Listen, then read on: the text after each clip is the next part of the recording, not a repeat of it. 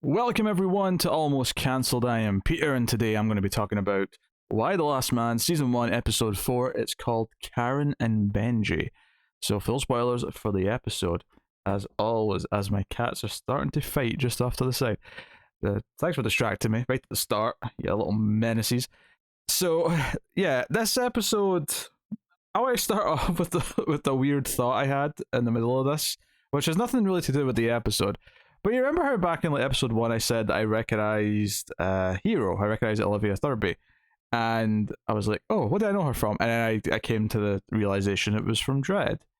It only just dawned on me in this episode that Diane Lane was in Judge Dredd in 1995, and I'm just going to double check now, but I believe she technically was playing the same character. I believe, I don't know if she was called Anderson, but like in theory, no, it was Judge Hershey. Sorry, Hershey. So okay, it wasn't the same name, but she was the main female lead of Judge Dredd, and now our two Judge Dredd ladies are mother and daughter in this show. I thought that was kind of amusing. But yes, unfortunately, from this point forward, I will probably be nothing but negative in this discussion. So I thought I'd put a little positive anecdote at the start for everyone to enjoy.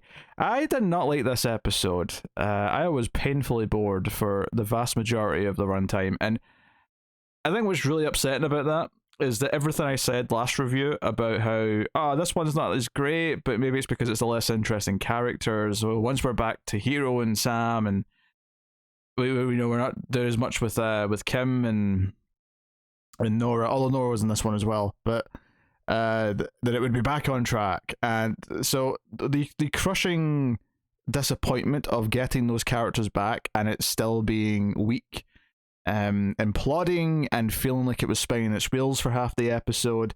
We spend half of the plot line with Yorick and 355 just in the woods, just kind of bickering, and it's not that there's nothing that comes from it. Yeah, there is some developments, there are some character details with a couple of people, let's say people, women obviously, who try to rob them, and the whole point is Yorick is taking chances that he shouldn't be, and he's not listening to 355, and she's getting frustrated, and that's kind of their story of this episode, where they come to a head, get into a bit of an action scene, and then she kind of tries to make peace with them and says that, hey, I will help you find your girlfriend once we have like done what we need to do. And whether or not she's actually trying to connect with them out of a genuine thing, or if this is more just a not necessarily, I mean, it's kind of manipulating, but less manipulation and more her realizing that she won't have him be cooperative and do what she says unless he thinks that he's got like the future in some way that he wants, that he's working towards a goal of what that he cares about. So she's kind of maybe just treating him like a child in a way, which makes sense after she even told him that he had to grow up. And there's some character stuff that comes in there about him, having an easy life up until this point. He's a bit of a loser, but ultimately it's not been that big of a deal because he's had everything handed to him his whole life. And that's all fine. Like, on paper, all that's fine. But so much of this was them in the woods, bickering. I did not particularly enjoy or find amusing the scene where she says, get your clothes off so I can get them washed, and he's being awkward about it because he feels, embarrassed or whatever, and he cracks a joke. It's becoming a bit of an issue. The concern I had back in episode 1, which I gave a lot of leeway to because it was kind of a lot of characters who weren't going to be sticking around, and it was before the incident, that plodding pacing of fairly dull characters interacting was going to be like a persistent thing once we actually get into the groove of the show. And I think this episode was a bit of a stark disappointment because it was like, no, it kind of is going to be that pacing, and that's how it's going to feel. And I felt it in Hero's plot as well for the most part. Now hers was a little more interesting at certain points towards the end, but I wasn't feeling any of this stuff with Yorick and 355. and that's a problem because they're kind of like, I mean, they're a bit more even in this show compared to the book, but in the book they're definitely the main story, so that is a problem. Yeah, and I was thinking actually, so just before I think it was when they were being confronted in the woods by the two women, and I was thinking because Yorick has the mask on, he runs out, and 355 gets pissed at him for like, oh, you could have been seen, and all I could think at this moment was, why doesn't he just say he's trans? Like, like this is clearly not that irregular, and especially since this scene took place after a scene where Nora saw Sam, and it's kind of just dealt with very quickly, where she is surprised for a second and says, "How can you?" And he's like, "You'll figure it out," and then she's kind of distracted by what's going on. But then by the next time we see them, obviously it's just understood. Like she knows, and it kind of really brings into question. And I get that. Okay, you don't want to necessarily flaunt Yorick around and like have him be completely noticeable all the time. The less people you have to try and explain it to or trick or whatever, the better, because not everyone's necessarily going to believe you. You'll probably find some people who will be convinced otherwise or still have a problem with it, as we see in this very episode. But it's not like a nuclear like scenario. There is an explanation around it that should cover the tracks. And the episode, to its credit, as much as I'm saying all this, it did kind of try to like give us that later on when Yorick does get unmasked with the sort of the makeshift police force who are like at the market, where he just starts saying, "I'm looking for testosterone." Like it's like the first thing he says when they see him, which makes it a little bit maybe on the nose, but he does kind of try to pull that lie, and we don't really get enough of it to really sense if they are really believing him or if it was going to hold up. So I would still say that the show is not quite answered, like why that shouldn't be more of a go-to, fallback if he is seen. So, I don't know. It was really weird having 355 be that concerned about it right after we have a scene where we see someone interact with Sam for the first time, and they just kind of, they're shocked for a second, and then it kind of clicks, and they're like, "Oh, okay, right." I don't know. It was a bit weird. So yeah, and Yorick actually pissed me off. I mean, Yorick is actually getting more annoying as a character. Like, I get that he's wanting to see Beth, and he that's what he cares about. Maybe I'm misremembering this, but I feel like in the comic, like his wanting to go see Beth was a lot more sweet and a lot more like kind of like you were kind of rooting for it a little bit. Here, like between the proposal, which he's then lied about, but given how badly that went, and then given some of the antics he pulls in this episode, where he just thinks he sees her in the corner of his eye and goes like, and that's what gets him in trouble and gets him, crossing paths with the various other people that are around. The entire time he's doing this, like this little, before we get to the actual standoff, when he's like following who he thinks he's seeing and he's going down the stairs, the entire time I was just annoyed. I was like, what, she just happens to be here in Boston? Like, is like she could be anywhere, and you think you've just randomly run into her, and I know it's showing how desperate he is, but it annoyed me. Like, it felt like just a level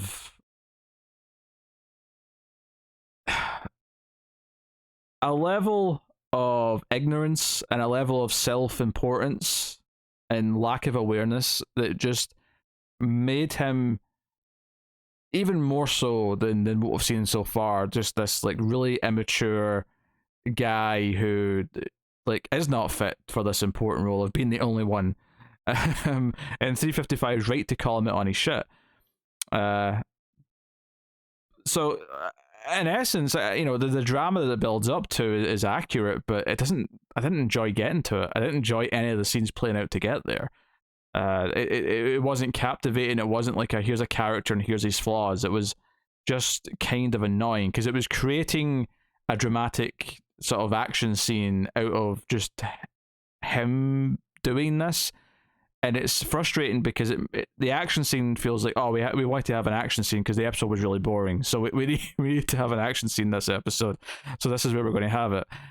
So we're going to have to come up with a reason, and we'll try and link it into like what the characters are going through, as you should, but it all just feels very fabricated to have an action scene this episode.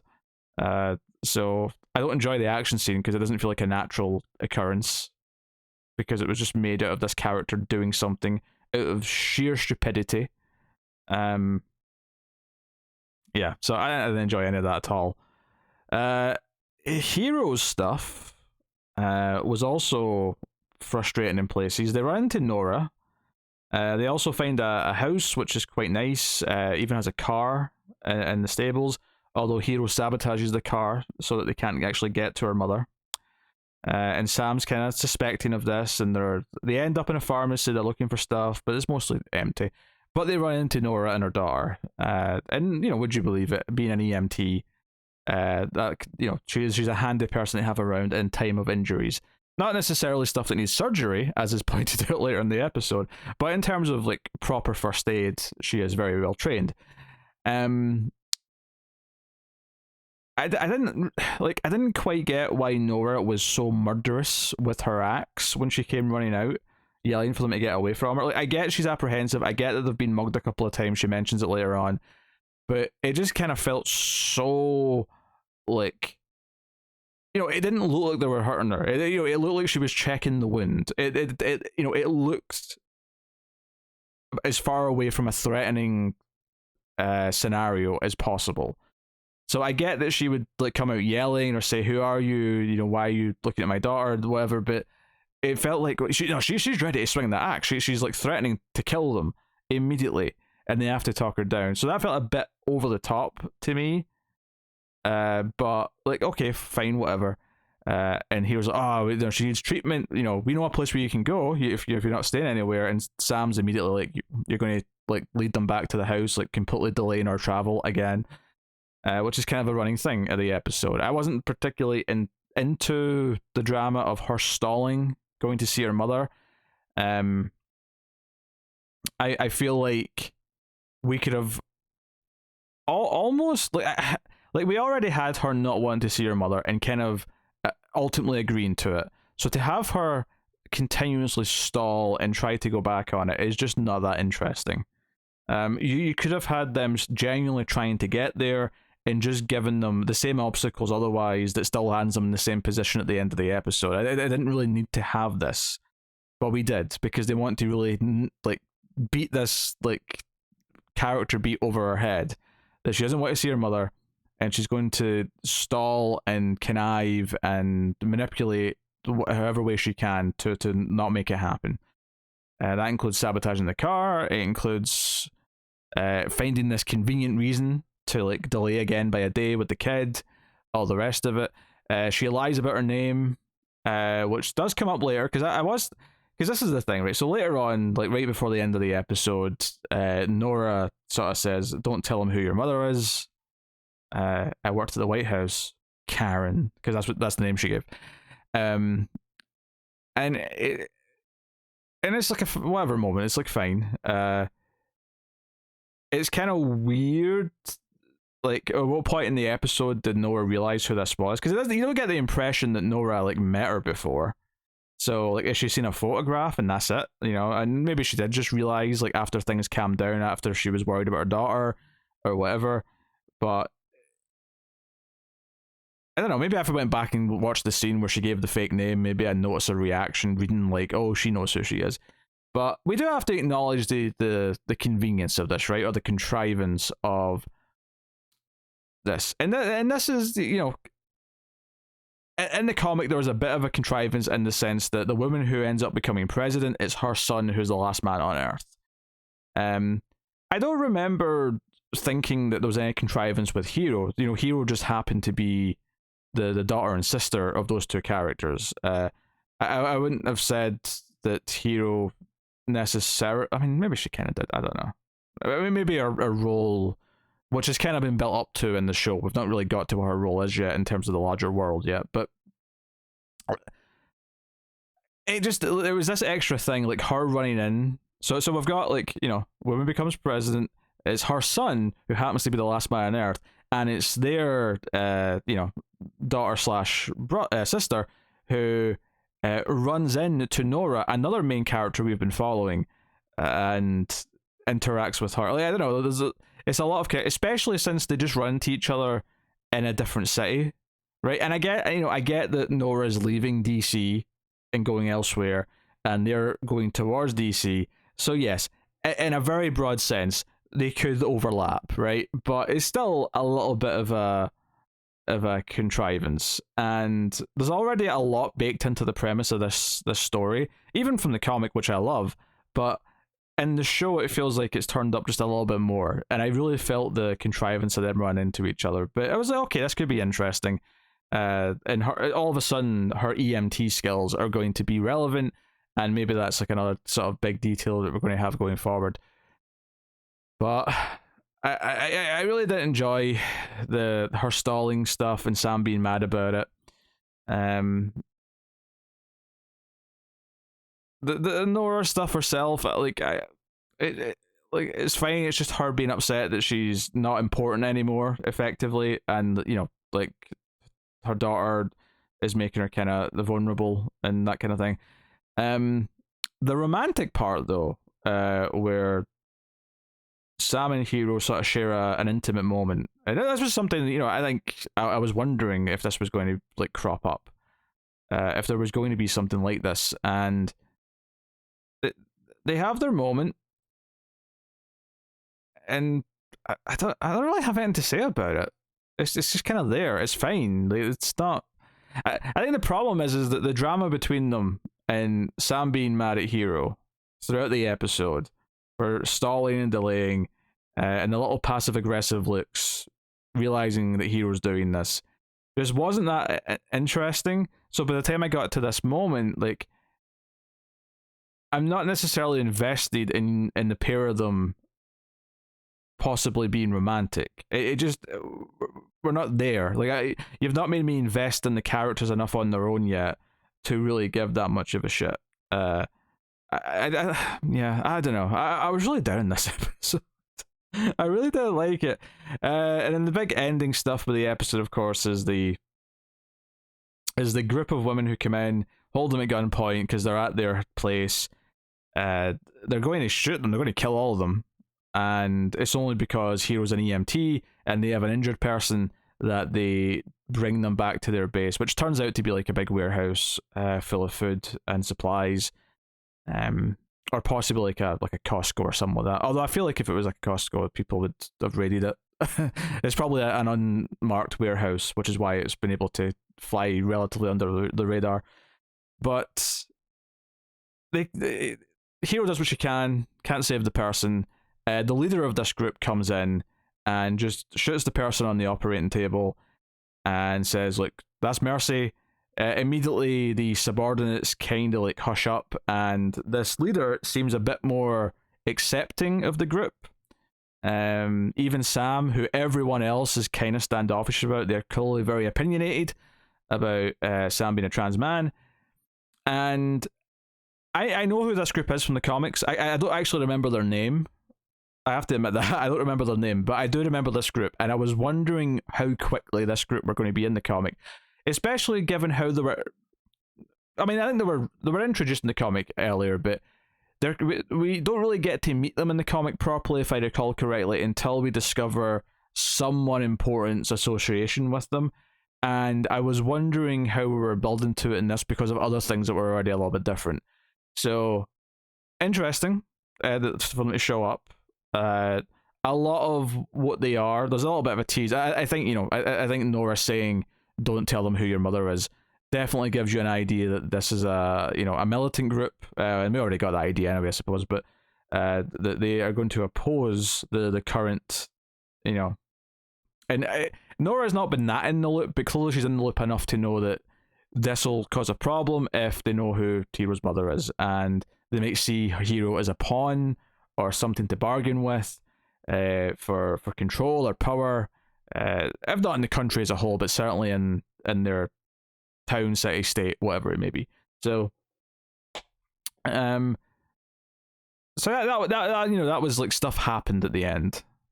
But I kind of felt that in both plots. I felt like because Yorick and 355 don't go to the market until about halfway through. I think it is. It's like, and all of the stuff with this group, this, you know, organized group of women who take them hostage or are going to kill them until they take them hostage instead. That's like, and the other plot, that's like the last 10 minutes, if that, even maybe even less than that. So there's a lot of this episode where it just felt like nothing was really happening, and that's not really true, but that's the feeling you have. It's the feeling you have when the characters and what they're doing isn't engaging. And I had that for a lot of this episode, and it reminds me of what I felt in episode 1, and it reminds me of what I was feeling for some of episode 3, and it reminds me of other shows. It reminds me of why I stopped watching The Walking Dead, because The Walking Dead had a great pilot, had a couple of decent episodes in season 1, which was very short. I think that was the writer's strike year, maybe that's why it was so short. But season 2 of The Walking Dead was a painful experience, and part of that is because of the creative people behind it were in having disputes, and I think at some point they left mid-season or whatever it was. I can't remember the exact details of everything, but season 2 of The Walking Dead was just like 90% this slog of just wheels spinning and discussions and a post-apocalypse, and I was getting a lot of that in this episode. I was getting a lot of that post-apocalyptic feeling of just people talking about what's going on and what their plans might be, but without feeling like there was any true, real advancing. And it's not that the plot has to catapult ahead necessarily, but you know, you're going on this trip. You know, where we set up the last episode that 355 and Yorick are going on this road trip to get to a destination, and the very next episode, half of it they're stationary in the forest. And then they go back to and it's not the same forest, obviously. They get a bike at the market, so obviously they've travelled some more on a bike. But it didn't feel like momentum. It didn't feel like there was, you know, they should be encountering things on their way, because they're like, they really should have just. I feel like all you have to do is reframe it a little bit, and all of a sudden, like, you're setting up goals for them, which are aiding them on their journey, which effectively is what getting the bike does. It's like, oh, we need some transport. This is some transport. Let's, you know, let's trade something from the helicopter to get the transport. But it feels like it's glossing over like the important stuff and just doubling down and trying to do the drama, and the drama is just not that engaging because the characters aren't that interesting yet. I didn't even mention the episode started with 355 having like a dream, or not a dream, but like she was either fantasizing or remembering something in her life, where she was dancing on stage, all very glamorous, but it kind of started to bleed into like a bad memory of like I don't know if it was a traffic accident per se, but you definitely got the feeling of like cars, like, you know, with their lights flashing on the side of the road at night kind of vibe at the end of it. Whether that's because the cars crashed or because, you know, they had to stop because someone got killed or something. I don't know what's going on, but maybe that's just stuff from the comic that I've just completely forgotten. It's entirely possible. But, and I've said that every episode, but I really did not feel much for any of this episode. I think not having any of the larger, as much as I wasn't liking the political conflict that was being introduced last episode, this is the first one without Diane Lane and the discussion of like trying to put the world back together in those crises. I felt that missing here so much. So yeah, I was not into this at all. That was kind of everything I was worried that the show was going to feel like, in terms of pacing, in terms of character engagement, in terms of just, I don't know, some spark. It's just dull. This was a really dull episode, full of dull characters with lots of dull things happening. It sucks, yeah. I hate that I'm not into it. I hate that I'm not into it. As far as like part of me really wants to drop it after this episode, and there's a good chance that I might. I won't say for sure. Because part of me does want to at least give it one more episode to see how it is. However, at the time of recording, Doom Patrol's back tomorrow with 3 episodes.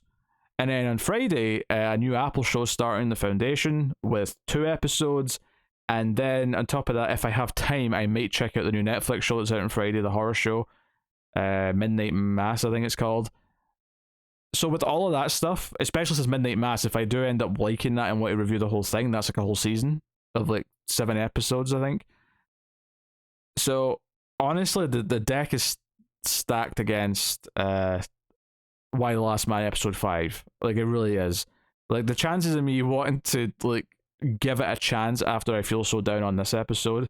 And it would be one thing if it was like 3 great episodes and I just didn't like this one that much. But there was a lot of warning signs in what episodes 1 and 3 in particular. And this was everything I was kind of worried about. So there you go. That's Why the Last Man, episode 4. Let me know what you thought of it in the comments below. Like and subscribe, all that stuff. Get me on the Twitters at mailed_fuzz for channel updates. If you want to support the show and everything we do, you know, liking, subscribing, commenting, all that stuff does help. But you can do it financially over at patreon.com/mailedfuzztv for as little as $1 per month and help keep all the content coming. All these damn TV reviews, which all of a sudden I am inundated with. But thank you very much for joining me once again. I always appreciate it. Keep watching TV. Have you got any vanilla?